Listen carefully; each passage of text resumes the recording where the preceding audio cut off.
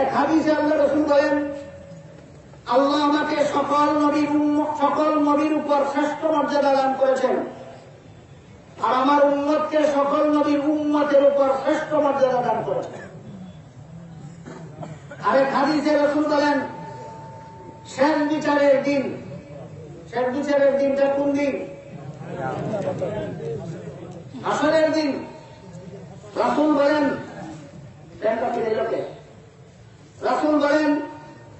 যতক্ষণ পর্যন্ত আমি মুহাম্মদুর রাসূলুল্লাহ জান্নাতে প্রবেশ করব না, ততক্ষণ পর্যন্ত কোন নবী রাসূলকে আল্লাহ জান্নাতে প্রবেশ করতে দেবেন না।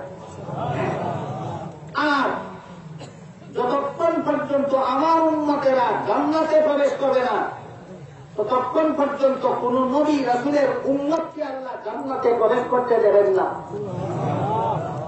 বুঝে থাকে বলুন, সকল নবীর উম্মতের মধ্যে সর্বপ্রথম কার উম্মত জান্নাতে প্রবেশ করে? এই নবীর উম্মতকে যে আল্লাহ শ্রেষ্ঠ মর্যাদা দান করেছেন সকল নবীর উম্মতের উপর, এর একটা মাত্র নিদর্শন, একটা মাত্র লক্ষণ যে আল্লাহ শেষ বিচারের দিন কোন নবীর উম্মতকে ততক্ষণ পর্যন্ত জান্নাতে প্রবেশ করতে দেবেন না যতক্ষণ পর্যন্ত মুহাম্মদুর রাসূলুল্লাহর উম্মত জান্নাতে প্রবেশ করবে। তাই হাদিস শরীফে আল্লাহ রাসূল বলেন, ইন্নাল্লাহা ফাদ্দালানি আলাল আম্বিয়া ওয়া ফাদ্দালা উম্মতি আলাল উমাম। আল্লাহ আমাকে সমস্ত নবী রাসূলগণের উপর শ্রেষ্ঠ মর্যাদা দান করেছেন, আর আমার উম্মতকে সকল নবীর উম্মতের উপর শ্রেষ্ঠ মর্যাদা দান করেছেন। সেটা তো হল পরকালের ব্যাপার। দুনিয়াতে কোন কারণে এই উম্মতকে আল্লাহ সকল নবীর উম্মতের উপর শ্রেষ্ঠ মর্যাদা দান করে? আল্লাহ পবিত্র কোরআনের বিভিন্ন আয়াতে এই নবীর উম্মতকে সম্বোধন করে করে বলেছেন, তোমরা শ্রেষ্ঠ উম্মত, তোমরা শ্রেষ্ঠ উম্মত, তোমরা শ্রেষ্ঠ উম্মত। যেমন এক আয়াতে আল্লাহ বলেন, وَكَذَلِكَ جَعَلْنَاكُمْ أُمَّةً وَسَطًا لِتَكُونُوا شُهَدَاءَ عَلَى النَّاسِ وَيَكُونَ الرَّسُولُ عَلَيْكُمْ شَهِيدًا। হে মুহাম্মদুর রাসূলুল্লাহর উম্মতেরা, যেমন ভাবে আমি তোমাদের জন্য শ্রেষ্ঠ কিবলা নির্ধারণ করে দিয়েছি, তেমনি ভাবে আমি তোমাদেরকে শ্রেষ্ঠ উম্মত সাব্যস্ত করেছি। আমাদের কিবলা সকল উম্মতের কিবলার চেয়ে শ্রেষ্ঠ, আর এই নবীর উম্মত সকল নবীর উম্মতের চেয়ে শ্রেষ্ঠ। অন্য আয়াতে আল্লাহ বলেন, কুনতুম খায়রা উম্মাতিন উখরিজাত লিন-নাস তা'মুরুনা বিল মারুফি ওয়া তানহাউনা আনিল মুনকার। অর্থাৎ হে মুহাম্মদুর রাসূলুল্লাহর উম্মতেরা, তোমাদেরকে আমি আল্লাহ শ্রেষ্ঠ উম্মত বানাইছি। কি বানাইছেন? শ্রেষ্ঠ উম্মত বানাইছি। যত কারণে তোমাদেরকে আমি আল্লাহ শ্রেষ্ঠ উম্মত বানাইছি, এর মধ্যে একটা কারণ হল দুনিয়ার জীবনে অন্য নবীর উম্মতেরা নবীর দায়িত্বটা ধরে রাখতে পারেনি। নবী বিদায় হয়ে গেছেন, নবীর উম্মতের কেউ নবীর দায়িত্ব পালন করতে পারেনি। নবীর দায়িত্ব হল দুই জায়গা, একটা হলো আল্লাহর বান্দাকে আল্লাহর পথে ডাকা, এটাকে আল্লাহর ভাষায় বলে দাওয়াত, আরেকটা হলো আল্লাহর বান্দার কাছে আল্লাহর বাণী পৌঁছে দেওয়া, এটাকে আল্লাহর ভাষায় বলে তাবলীগ। আল্লাহর পথে ডাকার নাম দাওয়াত, আল্লাহর কথা পৌঁছে দেওয়ার নাম। এই দাওয়াত ও তাবলীগ, এই দুই কাজের জন্য আল্লাহ দুনিয়াতে সমস্ত নবী করেন। এই দুই কাজের ভিতরে রয়েছে মানব জাতির চিরস্থায়ী হেদায়েত। সমস্ত নবী রাসূলগণ এই দাওয়াত ও তাবলীগের কাজ করেছেন। নবী রাসূল দুনিয়ার থেকে বিদায় হওয়ার পরে যদি উম্মতেরা নবী রাসূলগণের এই দাওয়াত ও তাবলীগের দায়িত্ব ধরে রাখতে পারত, তাহলে তারাও শ্রেষ্ঠ উম্মত হওয়ার মর্যাদা লাভ করতে পারত। কিন্তু আগেকার যুগে নবী রাসূলগণ দুনিয়ার থেকে বিদায় হওয়ার পর তাদের উম্মতেরা নবীগণের এই দুইটা দায়িত্ব দাওয়াত ও তাবলীগের কাজ ধরে রাখতে পারেনি। যে কারণে আল্লাহ একই সময়ে, একই দেশে, একই অঞ্চলে, একই ঘরের ভিতরে একসাথে একাধিক নবী পাঠিয়েছেন।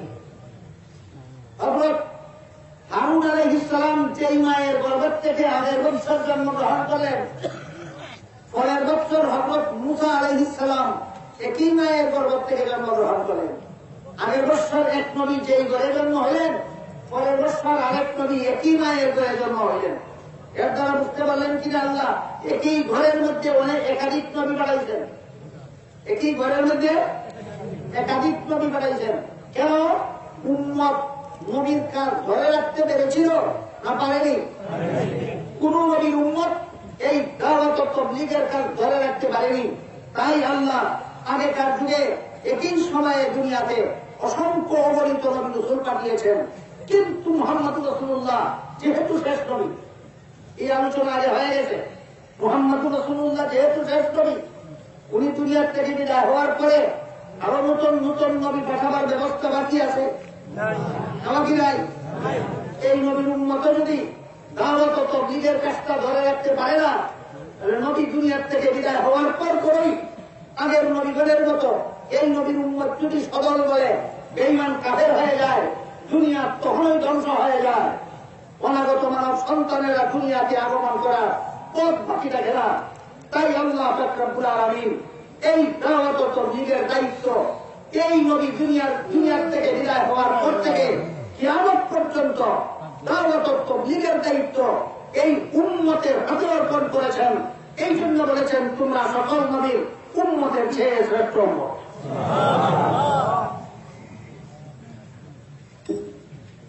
ওদের থেকে বলুন আমাদের নবী দুনিয়ার থেকে বিদায় হওয়ার পর দাওয়াত ও তাবলীগের কাজ বন্ধ, কিয়ামত পর্যন্ত চালু? নবী রাসূলগণের দ্বারা না শেষ নবীর উম্মতের দ্বারা? এই কাজটা আরো কোন নবীর উম্মত করতে পেরেছিল? এই জন্য তারা কেউ শ্রেষ্ঠ উম্মত হতে পারেনি। নবীগণের এই দুই দায়িত্ব দাওয়াত ও তাবলীগের কাজ যেহেতু শুধুমাত্র মুহাম্মদুর রাসূলুল্লাহর উম্মতেরা দুনিয়াতে কিয়ামত পর্যন্ত চালু রাখবে, এই জন্য আল্লাহ বলেন মানুষকে সৎ কাজের আদেশ দিবে, অসৎ কাজে বাধা দিবে। এই সমস্ত কাজের জন্যই আমি আল্লাহ তোমাদেরকে শ্রেষ্ঠ নবীর শ্রেষ্ঠ উম্মত হওয়ার সৌভাগ্য দান করেছি। আমাদের নবী শ্রেষ্ঠ নবী হয়েছেন যত কারণে, এর মধ্যে একটা হলো হত্যা নবুয়ত, আর এই নবীর উম্মতকে আল্লাহ শ্রেষ্ঠ উম্মত বানাইছেন যত কারণে, এর মধ্যে একটা হলো দাওয়াত ও তাবলীগ, এর মধ্যে একটা হলো দাওয়াত ও তাবলীগ। বলতে পারেন দাওয়াত কথার অর্থ কি? মানুষকে আল্লাহর পথে ডাকা। দাওয়াত কথার অর্থ কি? আল্লাহর পথে ডাকা। আর তাবলীগ কথার অর্থ কি? মানুষের কাছে আল্লাহর কথা পৌঁছে দেওয়া, মানুষের কাছে আল্লাহর কথা পৌঁছে দেওয়া। এটা ওয়াজ মাহফিলের দ্বারাও হয় না, হয় না? এখানে কি দাওয়াত ও তাবলীগের কাজ হচ্ছে না? আপনাদের কি আল্লাহর পথে ডাকা হচ্ছে না? আপনাদের কাছে কি আল্লাহর কথা পৌঁছে দেওয়া হচ্ছে না? ওয়াজ মাহফিলের দ্বারাও দাওয়াত ও তাবলীগের কাজ হয়, তাফসীর মাহফিলের দ্বারাও দাওয়াত ও তাবলীগের কাজ হয়, দর্স ও তাদরিসের দ্বারা মাদ্রাসার লেখাপড়ার দ্বারাও দাওয়াত ও তাবলীগের কাজ হয়। কিন্তু সারা দুনিয়া জুড়ে একই নিয়ম শৃঙ্খলা মাতে হয় না। সারা দুনিয়া জুড়ে একই নিয়ম শৃঙ্খলা মাতে হয় না। এবং এই যে ওয়াজ মাহফিলের দ্বারা দাওয়াত ও তাবলীগের কাজ হয়, এতে ধরুন কথার কথা আমাকে আপনারা সুদূর শাস্তাগঞ্জ থেকে দাওয়াত করে এনেছেন, আমাকে এখান পর্যন্ত পৌঁছাইতে এই স্পিড বোট আপনারা ভাড়া করেছেন, হাজার হাজার টাকা তাতে ভাড়া দিতে হবে। কতদিনের জন্য? মাত্র একদিনের জন্য। তাই দাওয়াত ও তাবলীগের কাজ ওয়াজ মাহফিলের দ্বারা হয় বিনা খরচে না অনেক ব্যয়বহুল? ব্যয়বহুল। তাহলে দাওয়াত ও তাবলীগের কাজের যত পদ্ধতি রাসূলের যুগ থেকে দুনিয়াতে চালু ছিল, এই পদ্ধতিগুলি একদিকে সারা দুনিয়াতে একই নিয়ম শৃঙ্খলা মতে চলে না, অপরদিকে অনেক ব্যয়বহুল। কাজেই একই নিয়ম শৃঙ্খলা মতে যদি সারা দুনিয়াতে দাওয়াত ও তাবলীগের কাজ চলতে পারে এবং এই ব্যয়টা যদি যারা ব্যবস্থা করেন তাদের উপর না পেলে যারা দাওয়াত ও তাবলীগের অংশগ্রহণ করবে তারা যদি যার যার খরচটা নিজের পকেট থেকে বহন করে, তাহলে ব্যয়বহুল হয় না স্বল্পে টানে? তাহলে এইরকম একটা ব্যবস্থা সারা দুনিয়া জুড়ে করা দরকার, থাকা দরকার। এই প্রয়োজনীয়তা উপলব্ধি করে উপমহাদেশের শ্রেষ্ঠ ইসলামী শিক্ষা প্রতিষ্ঠান দারুল উলুম দেওবন্দ মাদ্রাসার শিক্ষাপ্রাপ্ত হযরত আল্লামা ইলিয়াস রহমতুল্লাহ আলাইহি বর্তমান বিশ্বজুড়া তাবলীগী জমাতের ব্যবস্থা করেছে। এই ব্যবস্থার মাধ্যমে আঞ্চলিকভাবে দাওয়াত ও তাবলীগের কাজ চলছে, আন্তর্জাতিকভাবে চলছে। যেই নিয়ম শৃঙ্খলা মতে বাংলাদেশে চলছে, একই নিয়ম শৃঙ্খলা মতে ভারতে চলছে, একই নিয়ম শৃঙ্খলা মতে পাকিস্তান চলছে, একই নিয়ম শৃঙ্খলা মতে আফগানিস্তান চলছে, একই নিয়ম শৃঙ্খলা মতে ইরানে চলছে, ইরাকে চলছে, একই নিয়ম শৃঙ্খলা মতে ইউরোপে চলছে, একই নিয়ম শৃঙ্খলা মতে আমেরিকায় চলছে, একই নিয়ম শৃঙ্খলা মতে কানাডায় চলছে। এক কথায় পৃথিবীর পূর্ব প্রান্ত থেকে পশ্চিম প্রান্ত পর্যন্ত, উত্তর মেরু থেকে দক্ষিণ মেরু পর্যন্ত বর্তমান বিশ্বের সর্বাঞ্চলে একই নিয়ম শৃঙ্খলা মতে অতি স্বল্প ব্যয়ের মাধ্যমে যে দাওয়াত ও তাবলীগের কাজ চলেছে, সেটা হল হযরত ইলিয়াস রহমতুল্লাহ আলাইহি জারি করা, চালু করা তাবলীগী জমাতের দ্বারা চলছে। এখানে যারা যাবেন এদের খরচ অন্য কেউ জুগাতে হয় না, নিজেদের পকেটের পয়সা খরচ করে যান। অন্য কেউ জুগাতে হয় না, নিজেদের পকেটের পয়সা খরচ করে যান। বিভিন্ন এলাকায় বিভিন্ন নিয়ম শৃঙ্খলা, না সারা দুনিয়াতে একই নিয়ম শৃঙ্খলা? সারা দুনিয়াতে একই নিয়ম শৃঙ্খলা মতে চলে। সুতরাং আন্তর্জাতিকভাবে এই দাওয়াত ও তাবলীগের কাজ বর্তমান বিশ্বে যারা ধরে রেখেছেন, এরা হলেন একমাত্র বিশ্বজোড়া তাবলীগী জমাত, একমাত্র বিশ্বজোড়া তাবলীগী জমাত।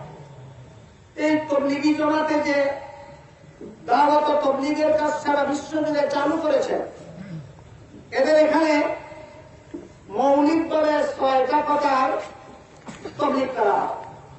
কটা কথা? 6টা কথার তাবলীগ করা হয়।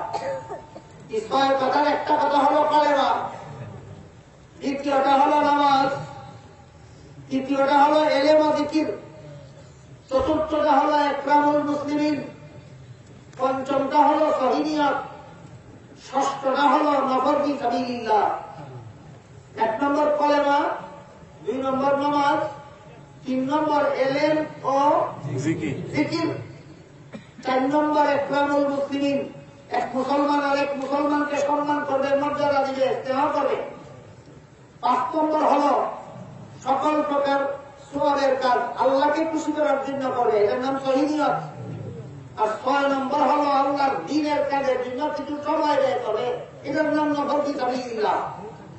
কটা কথা? এই 6 কথার তাবলীগ হয় ইলিয়াস রহমতুল্লাহ আলাইহির চালু করা বিশ্বজুড়া তাবলীগী জমাতে। কত কথার তাবলীগ হয়? 6 কথার তাবলীগ হয়। এখানে এক বিরাট প্রশ্ন, এই 6 কথার মধ্যে রমজান মাসে রোজা রাখার কোন কথা নাই। এই 6 কথার মধ্যে হজ করার কথা নাই, আছে? 6 কথা আবারও বলি, আমরা আঙ্গুলে গণবেন আর মানে মানে লক্ষ্য রাখবেন কত নম্বরে রমজানের রোজার কথা আছে আর কত নম্বরে বাইতুল্লাহ শরীফের হজ জিয়ারতের কথা আছে। 1 নম্বর কালেমা, 2 নম্বর নামাজ, 3 নম্বর ইলম ও যিকির, 4 নম্বর ইকরামুল মুসলিমিন, 5 নম্বর সহিহ নিয়ত, 6 নম্বর নফর ফি সাবিলিল্লাহ। কত নম্বরে বাইতুল্লাহ শরীফের হজ জিয়ারত নাই। যে 6 কথার মধ্যে রমজানে রোজা রাখার কথা নাই, যে 6 কথার মধ্যে বাইতুল্লাহ শরীফের হজ জিয়ারত করার কথা নাই, এমন 6 কথা এটা ইসলামী তাবলীগ কিভাবে হতে পারে? প্রশ্ন বুঝলেন কিনা? দেখুন, প্রশ্ন বুঝে আসলো কিনা? এই ধরনের বহুমুখী প্রশ্ন বর্তমান বিশ্বজোড়া তাবলীগী জমাতের বিরুদ্ধে যারা বুঝেন না তাদের পক্ষ থেকে করা হয় থাকে। আমি ধরে নেব বুঝেন না, কেউ যদি বুঝে শুনে প্রশ্ন করে তাহলে তার জবাব আপনি মরণ পর্যন্ত দিতে থাকেও সে মানবে না। মানুষের গুণ 2 প্রকারের আছে, একটা বাস্তব গুণ আর একটা হলো জাগ্রত থেকে ঘুমের ভান করা। বুঝলেন, ঘুম কত রকমের আছে, একটা বাস্তব, একটা ঘুমের ভান করা। বাস্তবে যদি কেউ ঘুমায় থাকে, আর এক ডাক দিলে ঘুম না ভাঙলে, দুই ডাক দিলে ভাঙলে, দুই ডাক দিলে ঘুম না ভাঙলে, তিন ডাক দিলে ভাঙবে, তিন ডাক দিলে যদি ঘুম না ভাঙে, ধাক্কা দিলে তো ভাঙবেই। ঘুমন্ত লোকটাকে ধাক্কা মারলে ঘুমন্ত না ভাঙবই, কিন্তু আসলে যে ঘুমাইছে না, ঘুমের ভান করছে, ডাকতে ডাকতে আমি গলা ভাঙিয়ে হলে ঘুম ভাঙবে না তার, কারণ আসলেই সে ঘুমে নয়। ডাক্তাইবেন দূরের কথা, লাগতেইলেও যাবে না, কারণ আসলেই সে ঘুমাইছে না। ঠিক তেমনি ভাবে যারা কোনো কথা বুঝে না, এদেরকে বুঝানো যায়, কিন্তু যারা বুঝে শুনে মানে না, যারা জাগ্রত ঘুমের ভান করার মতো, এদেরকে জীবন বড় বুঝাইলেও বুঝবে না।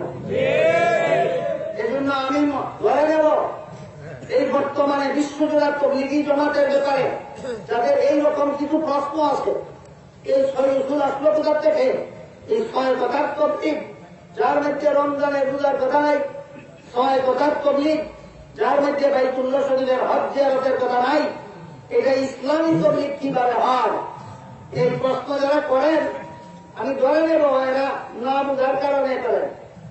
আমি ধরে নেব তারা না বুঝার কারণে করেন। কাজেই আমি যেমন তাদেরকে সরল মনে করি, আমি নিজেও তাদেরকে সরল ভাবে বুঝাতে চাই। কিভাবে? সরল ভাবে। পবিত্র কোরআনের বিভিন্ন জায়গায় এমন আছে যেখানে আল্লাহ 6 কথা বলেছেন, রোজার কথা বলেননি, হজের কথা বলেননি, হেদায়েত পাবে বলেছেন, চিরস্থায়ী জান্নাতি হবে বলেছেন। কোরআনের মধ্যে এইরকম বিভিন্ন জায়গায় 6 কথা বলেছেন আল্লাহ, রোজার কথা বলেননি, হজের কথা ছাড়া, রোজার কথা ছাড়া, হজের কথা ছাড়া 6 কথা বলেছেন। বলেছেন এই 6 কাজ যারা করবে এরা কোরআনের হেদায়েত পাবে। আরেক জায়গায় 6 কথা বলেছেন, বলার পরে বলেছেন এই 6 কথা যারা পালন করবে এরা চিরকালের জন্য জান্নাতুল ফিরদাউসের অধিকারী হবে। আমি উদাহরণগুলি আপনাদের সামনে তুলে ধরি একটা একটা করে। পবিত্র কোরআনের শুরুতেই সবচেয়ে বড় সূরা হলো সূরাতুল বাকারা। সবচেয়ে বড় সূরা হলো সূরাতুল বাকারা। সূরাতুল বাকারার শুরুতে আল্লাহ বলেন, যালিকাল কিতাবু লা রাইবা ফীহ, এই কিতাব যে আল্লাহর নাযিল করা, এতে কোনো সন্দেহ নাই। কেন নাযিল করলেন? হুদাল লিল মুত্তাকিন, খুদাবিনদের হেদায়েতের জন্য। মুত্তাকিন কারা, এর বিবরণ দিয়ে আল্লাহ বলেন, 1 নম্বরে আল্লাযীনা ইউমিনুনা বিল গায়ব, গায়বানা অবস্থায় ঈমান আনবে যারা। 2 নম্বরে ওয়া ইউকিমুনাস সালাত, নামাজ কায়েম করবে যারা। 3 নম্বরে ওয়া মিম্মা রাযাকনাহুম ইউনফিকুন, আল্লাহর দেওয়া সম্পদকে আল্লাহর বিধান মতে খরচ করবে যারা। 4 নম্বরে ওয়াল্লাযীনা ইউমিনুনা বিমা উনজিলা ইলাইক, আপনার কাছে নাযিলকৃত কোরআন বিশ্বাস করবে যারা। 5 নম্বরে ওমা উনজিলা মিন ক্বাবলিক, আপনার পূর্বে যত আসমানি কিতাব নাযিল করা হয়েছে সেগুলিকেও আসমানি কিতাব মানবে যারা।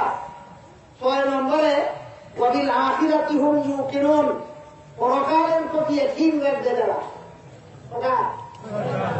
আবার বলি, 1 নম্বরে গায়বানা অবস্থায় ঈমান আনবে, 2 নম্বরে নামাজ কায়েম করবে, 3 নম্বরে আল্লাহর দেওয়া সম্পদ আল্লাহর বিধান মতে খরচ করবে, 4 নম্বরে কোরআন বিশ্বাস করবে, 5 নম্বরে অন্যান্য আসমানি কিতাব বিশ্বাস করবে, 6 নম্বরে পরকাল বিশ্বাস করবে। কত নম্বরে বলেছেন আল্লাহ রমজান মাসে রোজা রাখবে যারা? কত নম্বরে আল্লাহ বলেছেন বাইতুল্লাহ শরীফের হজ জিয়ারত করবে যারা? নাই। এই রোজার কথা না বলে, হজের কথা না বলে 6টা কথা বলে আল্লাহ বলেন, উলাইকা আলা হুদাম মির রাব্বিহিম, এই 6 কথা পালন করেওয়ালারা আল্লাহর হেদায়েত প্রাপ্ত। ওয়া উলাইকা হুমুল মুফলিহুন, এদের জীবন সফল। এই জীবন সফলের ব্যাখ্যায় উন্নয়তে আল্লাহ বলেন, মান যুক্তিহা আনিন নার ওয়া উদখিলাল জান্নাতা ফাকাদ ফাজ, যে ব্যক্তি জাহান্নাম থেকে রক্ষা পাবে, জান্নাতে প্রবেশ করতে পারে, তার জীবন সফল। তাইলে এমন 6 কথা আল্লাহ কোরআনে বলেছেন যে 6 কথার মধ্যে রোজার কথা নাই, যে 6 কথার মধ্যে হজের কথা নাই, কিন্তু এই 6 কথা পালন করেই হেদায়েত পাবে আল্লাহ বলেছেন। এই 6 কথা পালন করেই জীবন সফল হবে আল্লাহ বলেছেন। তাহলে রোজার কথা আর হজের কথা না থাকলে যদি 6 কথা ইসলামী তবলিগ হতে পারে না, এমন 6 কথা বলা কোরআন, ইসলামিক কোরআন কেমন ভাবে হতে পারে? প্রশ্নটা করুন, এখন জবাব ইনশাআল্লাহ আমি একটু বলব যদি আপনারা। তারপরে আবার দেখুন কোরআন শরীফের 18 পারা এর শুরুতে সূরা মুমিনুনের প্রথম থেকে আল্লাহ বলেন, কাদ আফলাহাল মুমিনুন, ওই সমস্ত মুমিনগণ সফল, আল্লাযীনা হুম ফী সালাতিহিম খাশিউন, যারা 1 নম্বরে, নম্বরগুলি আঙ্গুলে গণবেন আর মনে মনে লক্ষ্য রাখবেন কত নম্বরে রমজানের রোজার কথা বলা হয় আর কত নম্বরে বাইতুল্লাহ শরীফের হজ জিয়ারতের কথা বলা হয়। আল্লাহ বলেন যারা 1 নম্বরে নামাজে মনোযোগী হবে, 2 নম্বরে অনর্থক কাজ ছেড়ে দেবে, 3 নম্বরে আত্মা পবিত্র করে নেবে, 4 নম্বরে চরিত্র হেফাজতে রাখবে, 5 নম্বরে ওয়াদা পুরা করবে, আমানত রক্ষা করবে, 6 নম্বরে সময় মতে নামাজ আদায় করবে। এই 6 কথা বলে আল্লাহ বলেন, উলাইকা হুমুল ওয়ারিসুন আল্লাযীনা ইয়ারিসুনাল ফিরদাউসা হুম ফিহা খালিদুন, চিরকালের জন্য জান্নাতুল ফিরদাউসে চলে যাবে। কতটা কাজ? 1 নম্বরে নামাজে মনোযোগী হবে, 2 নম্বরে অনর্থক কাজ ছেড়ে দেবে, 3 নম্বরে আত্মা পবিত্র করে দেবে, 4 নম্বরে চরিত্র সংরক্ষণ করবে, 5 নম্বরে ওয়াদা পুরা করবে, আমানত রক্ষা করবে, 6 নম্বরে সময় মতে নামাজ আদায় করবে। আল্লাহ বলেন চিরকালের জন্য জান্নাতুল ফিরদাউসের অধিকারী। কত নম্বরে বলেছেন যারা রমজান মাসে রোজা রাখবে? নাই। কত নম্বরে আল্লাহ বলেছেন বাইতুল্লাহ শরীফের হজ জিয়ারত করবে? নাই। তাহলে কি আসলেই রোজা আর হজ ইসলামের কিছু নয়? কথা বলেন না, আসলেই কি রোজা ইসলামের কিছু নয়? আসলেই কি হজ ইসলামের কিছু নয়? গেল কোথায়? 6 কথার ভিতরে নাই কেন? যে কারণে কোরআনের 6 কথার ভিতরে রোজা আর হজের কথা নাই, এই কারণে তবলিগের 6 কথার ভিতরে রোজা আর হজের কথা নাই। আসলে নাই নয়, আছে। আসলেই নাই না আছে? কিভাবে আছে এবার বোঝার চেষ্টা করুন, কিভাবে আছে। আমি দেখেছি বাংলাদেশের বিভিন্ন শহরে 1 রকমের আগরবাতি বিক্রি হয়, এটার নাম 4 in 1। 4 in 1 বাংলা অর্থটা বলতে পারেন কেউ? একের ভিতর 4। 1 প্যাকেট কিনবেন, বাংলে তার ভিতরে আরো 4 প্যাকেট পাইবেন, এই জন্য নাম দিছে 4 in 1। বলুন দেখার সময় কটা দেখা যায়? ভিতরে কটা পাওয়া যায়? ঠিক তেমনি করে আল্লাহ কোরআনের যত জায়গায় 6 কথা বলেছেন, এই 6 কথাই ইসলামের সব কথা নয়। হাদিস শরীফে আল্লাহ রাসূল বলেছেন, আল ঈমানু বিদউন ওয়া সাবউনা শুবাতান আফদালুহা লা ইলাহা ইল্লাল্লাহ ওয়া আদনাহা ইমাতাতুল আযা আনিত তারিক, আও কামা ক্বালা আলাইহিস সালাতু ওয়াস সালাম। ইসলামের সর্বমোট ৭৭ কথা। ইসলামের কথা সর্বমোট ৭৭। আল্লাহ বলছেন কথা 6টা। আল্লাহ কোরআনের বিভিন্ন জায়গায় জায়গায় বলছেন কথা আসলে এই 6টা না ৭৭টা? তাহলে বাকি ৭১টা গেল কোথা? যেমন ভাবে 4 in 1 আগরবাতি একটা প্যাকেটের ভিতরেই একটা আছে, ওর দিক থেকে দেখা না গেল বাংলেই পাওয়া যায়, ঠিক তেমনি ভাবে এই 6 কথার ভিতরেই ৭৭ কথা আছে। 6 কথার তর্জমা শুনলে দেখা না গেলেও ব্যাখ্যার ভিতরে অবশ্যই পাওয়া যায়। ওইখানে যেমন 4 in 1, ঠিক তেমনি ভাবে এখানেও 77 in 6। ওইখানে যেমন 4 in 1, তেমনি ভাবে এখানেও 77 in 6। ওইখানে যেমন 1-এর ভিতর 4, এখানেও 6-এর ভিতর 77, 6-এর ভিতর 77। কেমনে কেমনে 6-এর ভিতর 77? আমি কি একটু খুলে দেখাই দিব আপনাদেরকে? একটু দেখার চেষ্টা করুন। প্রথমে সূরাতুল বাকারার শুরুতে আল্লাহ কি বলেছিলেন? 1 নম্বরে গাইবানা অবস্থায় ঈমান আনবে, 2 নম্বরে নামাজ কায়েম করবে, 3 নম্বরে আল্লাহর দেওয়া সম্পদ আল্লাহর বিধান মতে খরচ করবে, 4 নম্বরে মানে আছে কারো কোরআন বিশ্বাস করবে, 4 নম্বরে কোরআন বিশ্বাস করবে, 5 নম্বরে অন্যান্য আসমানি কিতাব বিশ্বাস করবে, 6 নম্বরে পরকালের ইকিন রাখবে। এই তো 6টা, এই তো 6টা। 1 নম্বরে গাইবানা অবস্থায় ঈমান আনবে, 2 নম্বরে নামাজ কায়েম করবে, 3 নম্বরে আল্লাহর দেওয়া সম্পদ আল্লাহর বিধান মতে খরচ করবে। বলতে পারেন কেউ 4 নম্বরে কি করবে? কোরআন বিশ্বাস। 4 নম্বরে কোরআন বিশ্বাস করবে। কোরআনের কতটুকু বিশ্বাস করবে? সবটুকু। কোরআনের সবটুকুর মধ্যে এইটুকু আছে কিনা দেখুন তো। শাহরু রমাদান আল্লাযী উনজিলা ফীহিল কুরআন হুদাল লিন-নাসি ওয়া বায়্যিনাতিন মিনাল হুদা ওয়াল ফুরকান ফামান শাহিদা মিনকুমুশ শাহরা ফালইয়াসুমহু ওয়া মান কানা মারিদান আও আলা সাফারিন ফাইদ্দাতুম মিন আইয়ামিন উখার ইউরিদুল্লাহু বিকুমুল ইউসরা ওয়া লা ইউরিদু বিকুমুল উসরা ওয়া লিতুকমিলুল ইদ্দাতা ওয়া লিতুকাব্বিরুল্লাহা আলা মা হাদাকুম ওয়া লাআল্লাকুম তাশকুরুন। রমজান মাস যেই পাইবে তার জন্য এই রোজা রাখা ফরজ হবে। কোরআনে এই আয়াতটাও আছে। এটা 4 নম্বরে কোরআন বিশ্বাস করবে, রোজা একটা থইয়া না লইয়া আছে। 4 নম্বরের ভিতরে রোজা আছে। এরপরে দেখুন 4 নম্বরে যে কোরআন বিশ্বাস করবে, এই কোরআনে সেই আয়াতটাও আছে কিনা যে আয়াতে আল্লাহ বলেছেন ওয়ালিল্লাহি আলান নাসি হিজ্জুল বাইতি মান ইসতাতা ইলাইহি সাবিলা। যে ব্যক্তি বাইতুল্লাহ শরীফের হজ জিয়ারতের সামর্থ্য রাখে তার জন্য হজ করা ফরজ হবে। এই আয়াতটাও কোরআনে আছে কিনা? 4 নম্বরে যে কোরআন বিশ্বাস করবে, রোজার আয়াত থইয়া না লইয়া, হজের আয়াত থইয়া না লইয়া, 6টার ভিতরে রোজাও আছে কি নাই? 6টার ভিতরে হজও আছে। এই জন্য বলেছি ওইখানে যেমন 4-in-1 বলা হয়, এখানেও 7 in 6 বলা হয়েছে। এখানে যেমন 1-এর ভিতরে 4টে আছে, এখানে 6টার ভিতরে 77টা আছে। এবার আসুন যাই সূরাতুল মুমিনুনের প্রথম দিকের 6 কথা। 1 নম্বর কথা মনোযোগে নামাজ আদায় করে, 2 নম্বর কথা অনর্থক কাজ ছেড়ে দেবে, 3 নম্বর কথা চরিত্র হেফাজত করবে, 3 নম্বর কথা আত্মা পবিত্র করবে, 4 নম্বর কথা চরিত্র হেফাজত করবে, 5 নম্বর কথা আল্লাহর দেওয়া আমানত রক্ষা করবে। 7 নম্বর কথাটা কি?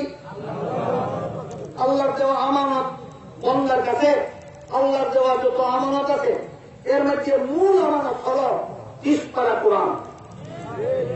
30 পারা কোরআন যদি বান্দার কাছে আল্লাহর দেওয়া আমানত থাকে, এই আমানত রক্ষা করবে হজের আয়াত বাদ দিয়া না সহ? এই আমানত রক্ষা করবে রোজার আয়াত বাদ দিয়া না সহ? 6টার ভিতরে হজ হওয়া যায়, 6টার ভিতরে রোজা হওয়া যায়। এমনি হওয়া যায় না বাংলে হওয়া যায়? বাংলে হওয়া যায়। কাজেই সূরাতুল বাকারার শুরুতে যে 6 কথা, এই 6 কথার ভিতরেই যেমন ভাবে 77 কথা আছে, ঠিক তেমনি ভাবে সূরা মুমিনুনের প্রথম দিকে যে 6 কথা, এই 6 কথার ভিতরেও 77টা আছে। 77টার মধ্যে একটা রোজাও আছে, 77টার মধ্যে হজও আছে। সুতরাং কোরআনের 6 কথা রোজা আর হজ বাদ দিয়ে আনা সহ ঠিক তেমনি ভাবে তবলিগের 6 কথার মধ্যেও 77টা আছে। এবার আমরা দেখার চেষ্টা করি তবলিগের 6 কথার ভিতরে 77টা কিভাবে। তবলিগের 6 কথার প্রথম কথা কি? কালেমা। 2 নম্বরটা কি? নামাজ। 3 নম্বরটা কি? ইলম ও জিকির। একটা কথা, 2টা। ইলম ও জিকির একটা কথা, 2টা। 1 নম্বর বানাই দেবে না? এটা একটা প্রশ্ন। এই প্রশ্নের জবাব আপনাদের জানা রাখা দরকার। ইলম ও ঠিকই। দুই কথারে এক কথা বানাইয়া ছয় কথা বানাইছে। বলেন দুই কথারে দুই কথা বানাইয়া ছয় কথা বানাইছে, দুই কথারে এক কথা বানাইয়া ছয় কথা বানাইছে। ও কারণে না কারণ আছে? হ্যাঁ কারণ আছে। কারণ কি? কারণ হইল এলেম ছাড়া জিকির বুঝবেই না, এলেম ছাড়া জিকির কেমনে করতে হয় জানবেই না, আর জিকির ছাড়া এলেম কোনো কাজে লাগবেই না। সুতরাং একটা ছাড়া আরেকটা হয় না, একটা ছাড়া আরেকটা হয় না। এলেম ছাড়া জিকির করা চিনবেই না, এলেম ছাড়া জিকির করা চিনবেই না। আর জিকির ছাড়া এলেম কোনো কাজেই লাগবে না, জিকির ছাড়া এলেম কোনো কাজেই লাগবে না। কাজে এলেম আর জিকির যদিও দেখতে দুইটা দেখা যায়, আসলে দুইটা মিললে একটা, আসলে দুইটা মিলে একটা। এলেম ছাড়া জিকির বুঝবেই না কিভাবে?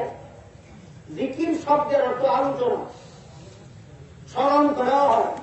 জিকির শব্দের এক অর্থ আলোচনা করা, আর এক অর্থ স্মরণ করা। আল্লাহ জিকির করার কথা আল্লাহ কোরআনে বহু আয়াতে বারবার বলেছেন। এমনকি আল্লাহ কোন কোন আয়াতে বলেছেন বেশি বেশি জিকির করো। হাদিস শরীফে আল্লাহ রাসূল বলেছেন এত বেশি জিকির করো আল্লাহ যে তোমার জিকিরের অবস্থা দেখে লোককে যেন তোমাকে পাগল বলে।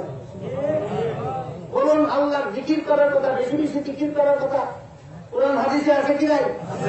আছে। কিন্তু এই জিকিরটা কিভাবে করতে হবে? জিকির কত প্রকার, কে কি এলেম ছাড়া বুঝবেই না কবে দূরের কথা। জিকির কত প্রকারও কি কি, কোন প্রকার জিকির কিভাবে করতে হয় এলেম ছাড়া বুঝবেই না। কথা বুঝতে পারলেন? তাহলে জিকির এলেম ছাড়া হয়, আর যার এলেম আছে জিকির নাই তার এলেম কোনো কাজেরই না। সুতরাং জিকির ছাড়া এলেম পুরাপুরি হয় না, এলেম ছাড়া জিকির পুরাপুরি হয় না। সুতরাং এইখানে আসলে দুইটা হয়, একটা আর একটার পরিপূরক, একটা আর একটার পরিপূরক। এই জন্য মুফাসসিরিনে কেরাম লিখেছেন জিকির দুই প্রকার। একটা জিকিরের নাম জিকরে লিসানি, আর একটা জিকিরের নাম জিকরে কওলি।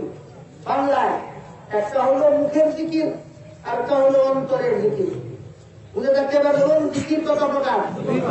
একটা মুখের জিকির আর একটা অন্তরের জিকির। আপনি মুখে তো বলতে লাগেন আল্লাহ আল্লাহ আল্লাহ আল্লাহ, সুবহান আল্লাহ সুবহান আল্লাহ সুবহান আল্লাহ, আলহামদুলিল্লাহ আলহামদুলিল্লাহ আলহামদুলিল্লাহ। মুখে ডকলে কিসের জিকির হইল? মুখের জিকির। আরেকটা জিকির আছে, এটার নাম অন্তরের জিকির। অন্তরের জিকির কাকে বলে? তাফসীরের কিতাবে লেখা আছে প্রতিটি মুহূর্তে আল্লাহর বান্দার স্মরণ রাখবে আল্লাহ আমাকে দেখতেছে, আল্লাহ আমাকে দেখতেছে, আল্লাহ আমাকে দেখতেছে, আল্লাহ আমাকে দেখতেছে। 24 ঘন্টার প্রতিটি মুহূর্তের প্রত্যেকটা কাজের সময় যেই ব্যক্তি মনে মনে স্মরণ রাখবে আল্লাহ আমাকে দেখতেছে, এই ব্যক্তি 24টা ঘন্টার ভিতরে এক মুহূর্তের জন্য আল্লাহ বিরোধী কোন কাজ করার সাহস পায় না। এটা হলো অন্তরের জিকিরের ফসল। এ ব্যাপারে হাদিস শরীফে আল্লাহ রাসূল বলেন ফাইন লাম তাকুন তারাহু ফাইন্নাহু ইয়ারাক। আল্লাহ পাক রব্বুল আলামিনকে তুমি যদি নাও দেখো, আল্লাহ মাঝে মধ্যে তোমাকে দেখে না, আল্লাহ সদা সর্বদা আমাকে দেখে। এটার নাম কি জিকির? আমার মনে এই কথা জাগ্রত থাকবে যে আল্লাহ প্রতিটি মুহূর্তে আমাকে দেখতেছে। আমি মুখের দ্বারা কি বলতেছি, অন্তরের দ্বারা কি কল্পনা করতেছি, আমি মনে মনে কি সিদ্ধান্ত নিতেছি, কাজে করবে কি বাস্তবায়ন করতেছি, আমার বাইরে কি আছে, আমার ভিতরে কি আছে, আমার মুখে কি আছে, আমার বুকে কি আছে, আল্লাহ সব দেখে সব সময়। এই কথাটা যদি মনে জাগ্রত থাকে, এই ব্যক্তি কোনোদিন আল্লাহ বিরোধী কাজের সাহস করতে পারে না। বুঝে দেখে বলুন এটা কিসের জিকির? তাহলে জিকির মুখের কোনটা? মুখের জিকিরের দ্বারা কি উপকার হয়? জিকির অন্তরের কোনটা? অন্তরের জিকিরের দ্বারা কি উপকার হয়? এইগুলি এলেম ছাড়া বুঝবে? তাহলে বলুন জিকির পরিপূর্ণ হয় কিসের দ্বারা? এলেমের দ্বারা। আর এলিম মূল্যবান হয় জিকিরের দ্বারা, এলিম মূল্যবান হয় জিকিরের দ্বারা। এই ব্যক্তি জানতে পারলো যে আল্লাহ আমাকে সর্বাবস্থায় দেখেন, কাজে কোন সাহসে আমি আল্লাহ বিরোধী কাজ করবো। জানার পরেও আল্লাহ আমাকে দেখতেছেন, বিশ্বাস করার পরেও জানার পরেও সুদ খায়, ঘুষ খায়, মদ খায়, গাঁজা খায়, চুরি করে, ডাকাতি করে, ছিনতাই করে, হাইজ্যাক করে, জবরদখল করে, খুন খারাপি করে, সন্ত্রাস করে, কেমন মুসলমান এই সমাজে আছে কি নাই? যারা চুরি করে, ডাকাতি করে, যারা খুন খারাপি সন্ত্রাস করে, যারা সুদকুর, ঘুষখোর, মদখোর, গাঁজাখোর, এরা কি বিশ্বাস করে না আল্লাহ দেখতেছে? করে না? আল্লাহ দেখতেছে এই কথা জানে বলেই তো বিশ্বাস করে, কিন্তু মানে না, জানে কিন্তু মানে না। কি আছে কি নাই? এলেম আছে, জিকির নাই। এলেম আছে, জিকির নাই। এলেমটা কাজের না বেকার? এবার বলুন, এলেম কাজে লাগে কিসের দ্বারা? জিকিরের দ্বারা। জিকির সঠিকভাবে বুঝে আসে কিসের দ্বারা? এলেমের দ্বারা। সুতরাং এলেম ছাড়া জিকির পূর্ণ হয় না, জিকির ছাড়া এলেম পূর্ণ হয় না। এই জন্য এলেম ও জিকির এই দুইটা কথা তবলিগের 6 কথার কত নম্বর? 3 নম্বর। 4 নম্বর। 1 নম্বর কলেমা, 2 নম্বর নামাজ, 3 নম্বর এলেম ও জিকির, 3 নম্বর এলেম ও জিকির। এবার বুঝতে পারছেন দুইটার একটা বানাইলো কেন? এই দুইটার একটা আরেকটা ছাড়া হয় না, দুইটার একটা আরেকটা ছাড়া হয় না। এই কথাগুলি না জানার কারণে, না বোঝার কারণে অনেকে এই এলেম এবং জিকির যার মধ্যে চালু নাই, তার কাছে মুরিদ হয় আল্লাহ পাওয়ার জন্য। কোরআন হাদিসের এলেম নাই, তার অন্তরে আল্লাহর জিকির জাগ্রত নাই, এমন লোকের কাছে অনেক মুসলমান মুরিদ হয় কি হওয়ার জন্য? এলেম ও জিকির একত্র করে দেওয়া হয়েছে এমন লোকের কাছে মুরিদ হওয়ার জন্য। এলেম ও জিকির একসাথে যার মধ্যে আছে তার কাছে মুরিদ হওয়ার জন্য।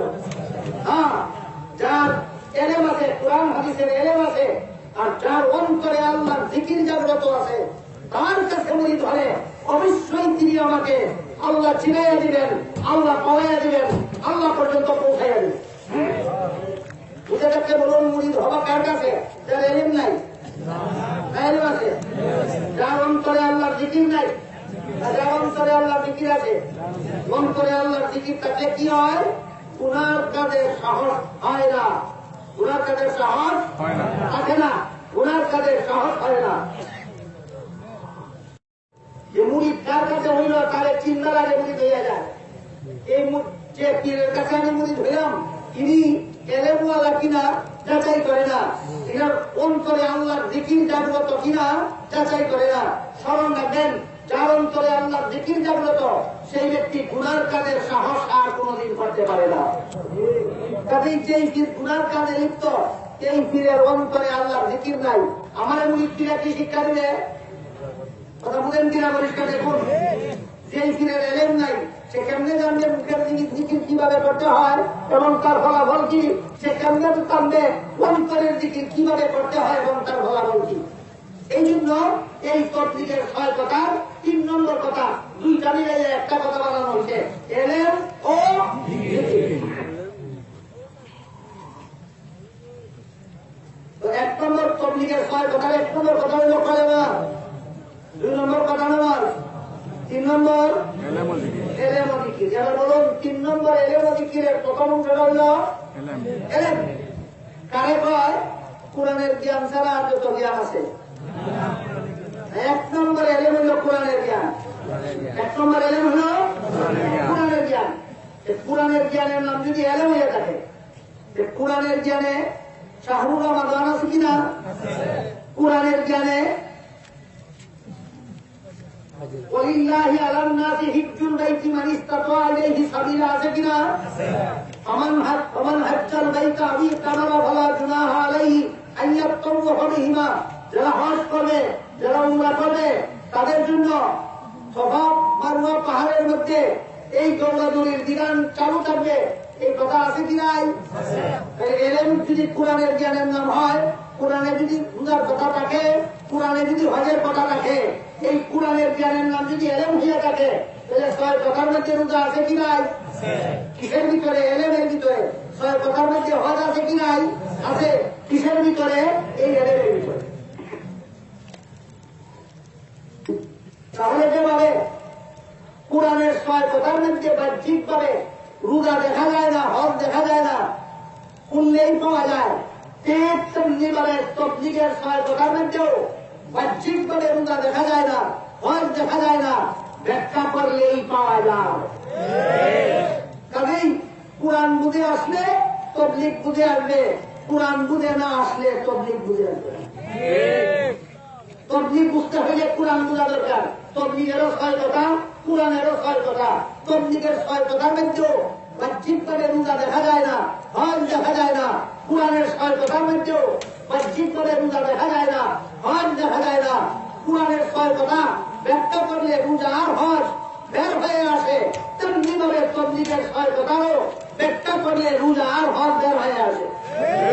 এবার বুঝে থাকতে বলুন, তবলিগের 6 কথা রোজা ছাড়া না রোজা সহ? তবলিগের 6 কথা হজ ছাড়া না হজ সহ? হজ সহ। বাহ্যিক ভাবে দেখা যায় না ব্যাখ্যা করলে বের হয়ে আসে। সুতরাং এই তবলিগ কোরআন বিরোধী তবলিগ নয়, এই তবলিগ কোরআন সম্মত তবলিগ। কোরআন বিরোধী তবলিগ না, কোরআন সম্মত তবলিগ। কোরআন বিরোধী তবলিগ নয়, কোরআন সম্মত তবলিগ। কেন তবলিগ যাদের বুঝে আসে না তাদের একটা প্রশ্নের জবাব। 2 নম্বর প্রশ্ন হল, এই বিশ্বজোড়া 6 কথার তবলিগের ব্যবস্থা চালু করেছেন কে? ইলিয়াস রহমতুল্লাহ। প্রায় 100 বছর আগে, প্রায় 100 বছর। আর মোহাম্মদুর রাসূলুল্লাহ দুনিয়ার থেকে বিদায় হয়ে গেছেন 1400 বছর। 1400 বছর। মোহাম্মদুর রাসূলুল্লাহ দুনিয়ার থেকে বিদায় হওয়ার 1300 বছর পরে ইলিয়াস দুনিয়াতে আসছেন। আইসা এই তবলিগের ব্যবস্থা চালু হয়েছে। এই তবলিগ যদি ইসলামী তবলিগ হয়, এই দুনিয়াতে আসার আগের 1300 বছর কি দুনিয়াতে তবলিগ ছিল না? সেটা কোন তবলিগ ছিল? প্রশ্ন বুঝলেন কিনা? না বুঝলেন নাই? 6 কথার তবলিগের ব্যবস্থা চালু করেছেন 100 বছর আগে ইলিয়াস রহমতুল্লাহ। আর ইসলামের তবলিগ 1400 বছর আগের থেকে মুহাম্মদুর রাসূলুল্লাহ চালু করে গেছে। কাজেই এই প্রশ্নের জবাব না বুঝে না জানার কারণে অনেকে বলেন 6 কথার তবলিগ এটা ইসলামী তবলিগ নয়, এটা ইলিয়াসী তবলিগ। আমি আবারও বলি, যদি কেউ বলেন আমি মনে করবো উনি না বুঝার কারণে, আমি মনে করবো যদি না বুঝার কারণে বলে থাকেন, বুঝাইলেই বুঝবে। সত্যই যদি কেউ ঘুমন্ত অবস্থায় থাকে ধাক্কাইলেই থাকবে, কিন্তু ঘুমের বান তুলে থাকলে রাখতেই দেওয়া থাকবে।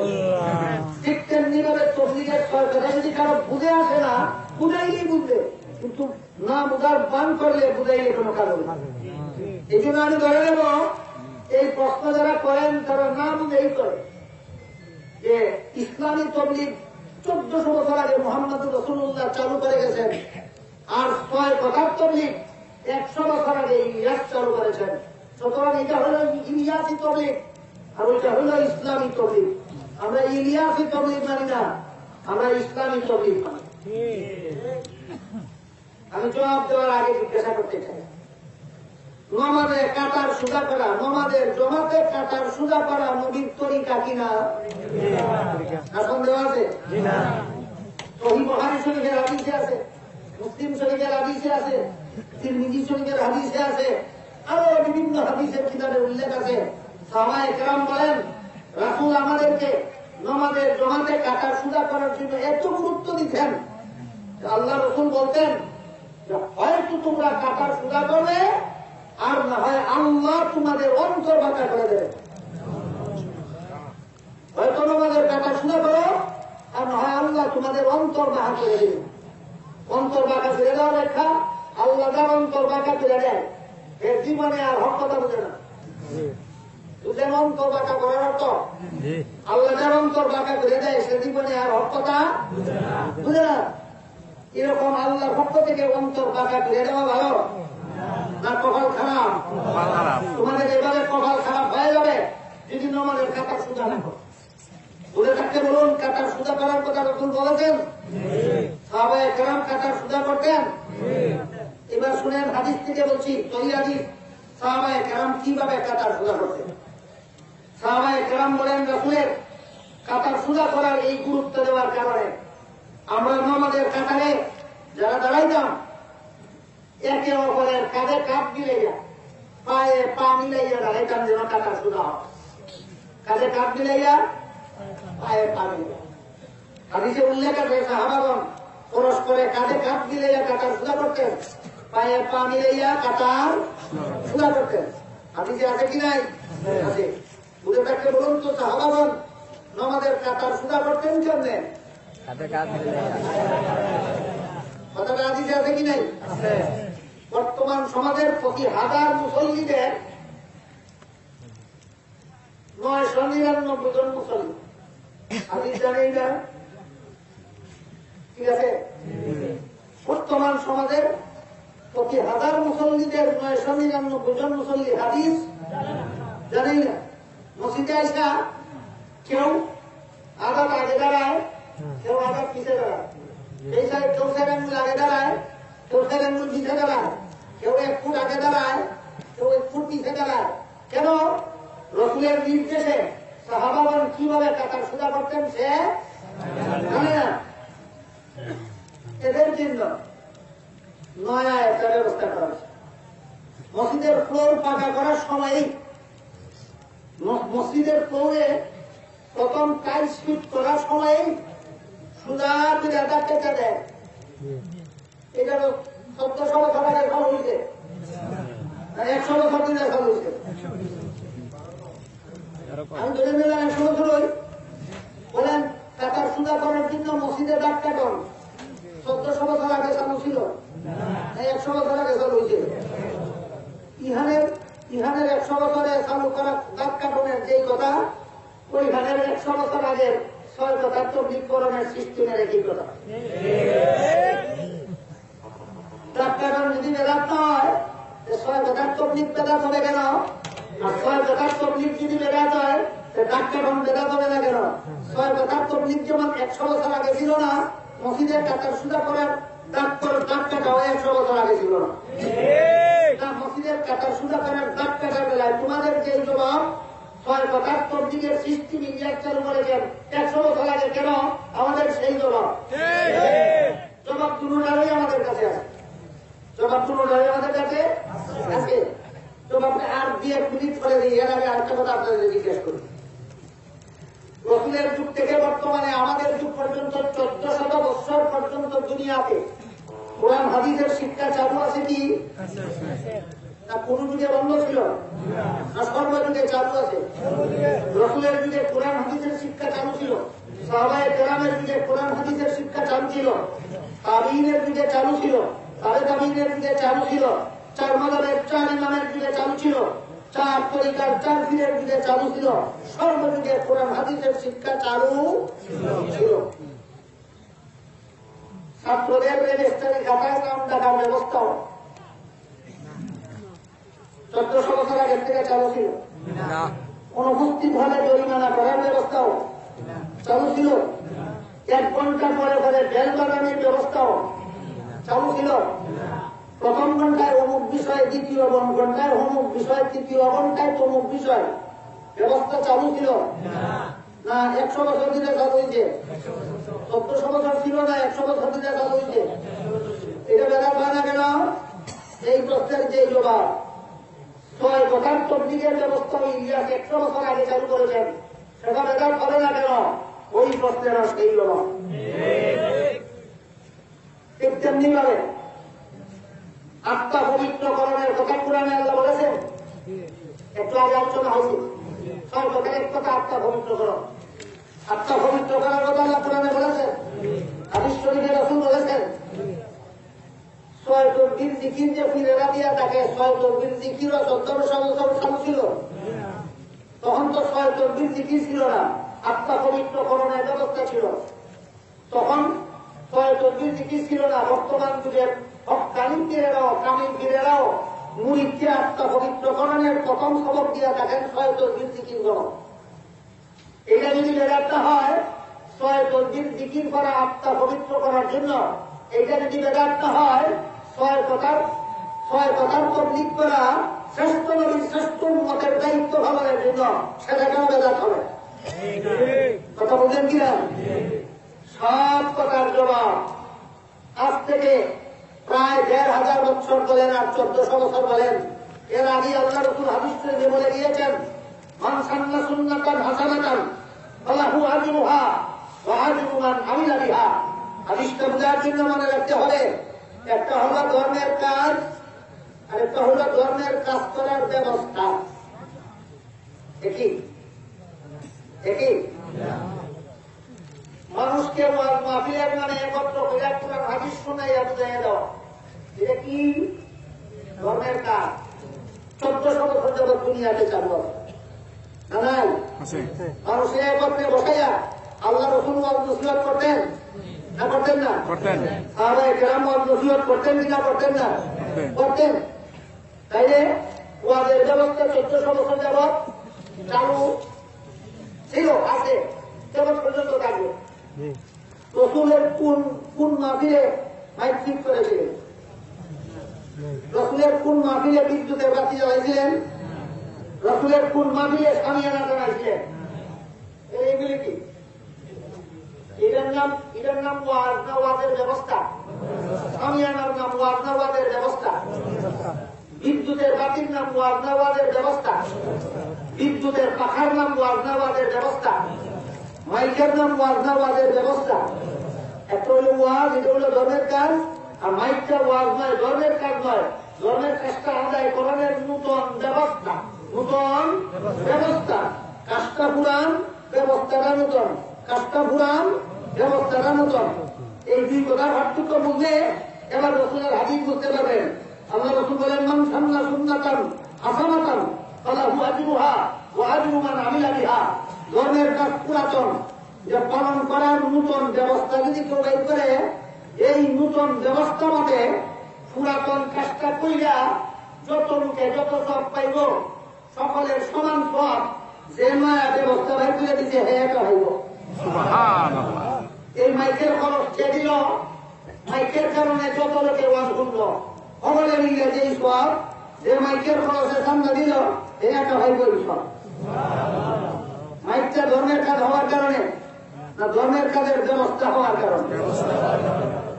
কাটা মসজিদে যে গাছ কাটতে দিল, এটা ধর্মের কাজ না ধর্মের কাজের ব্যবস্থা? মসজিদে যে গাছ কাটতে দিল, এই কাজের কারণে যত মুসল্লি কাটার সুদা করলো, সকলে মিলে হবে যেই সব, তাদের ব্যবস্থা যে করলো, একা হয় ওই পরিমাণ।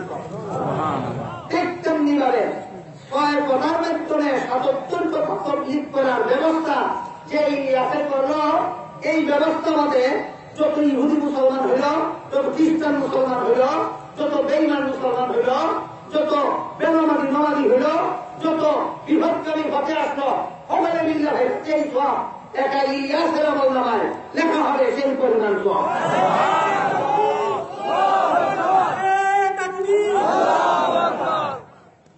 মাদ্রাসা করে রেজিস্ট্রারি খাতার ব্যবস্থা যে চালু করলো, নাম ডাকার ব্যবস্থা যে চালু করলো, বেলবাড়ির ব্যবস্থা যে চালু করলো, অনুপস্থিত যেদিন ছিল ছাত্র সেই দিনের জরিমানা করণের ব্যবস্থা যে চালু করলো, এই সমস্ত নতুন ব্যবস্থা চালু করার কারণে যত ছাত্র সঠিকভাবে কোরআন হাদিস শিখল, সকলে মিলে ভাবে এই সব বেল কিনা দিল যে একেবারে বের করে না সব। তাইলে ঘুরে থাকতে এবার বলুন, এই ৬ কথা তবলিগ করা মূল কাজ ছিল না মূল কাজ চালু করার ব্যবস্থা? মাহফিলের মধ্যে মাইক ঠিক করা ধর্মের মূল কাজ ছিল না মূল কাজ সহজ করার ব্যবস্থা?